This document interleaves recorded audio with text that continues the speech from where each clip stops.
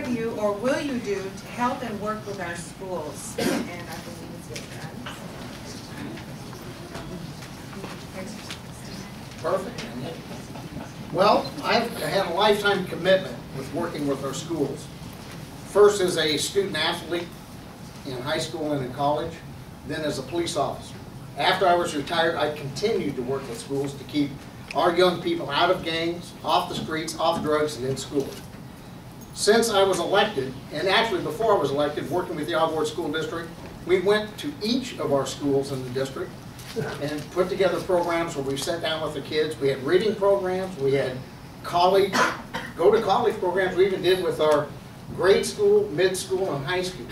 We've done anti-gang programs. We've done outreach with the families, because we have, again, a cultural issue where we have some families out here that have never attended high school. This is first generation high school.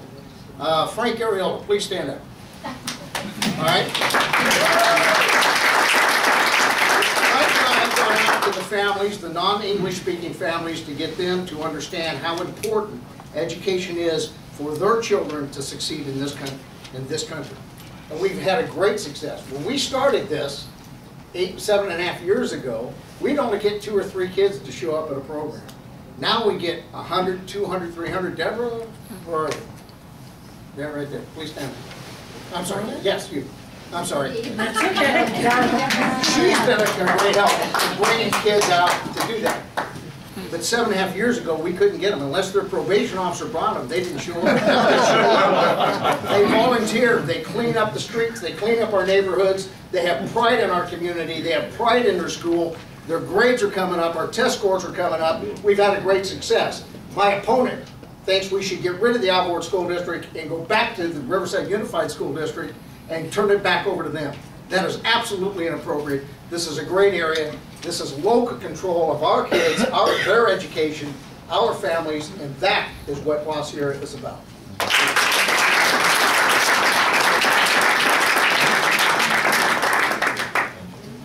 Well, that's a gross misstatement of what I actually said.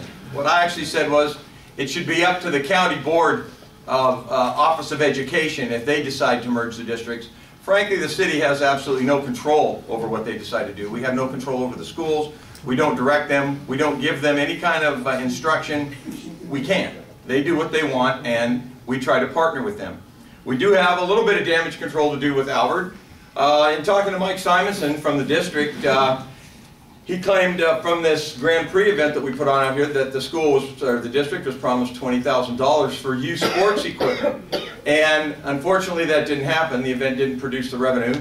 I don't know why, but it didn't. So they didn't get the money. They were not, as you can imagine, if you're promised funds for something and don't get it, you're probably not going to be in the best of moods.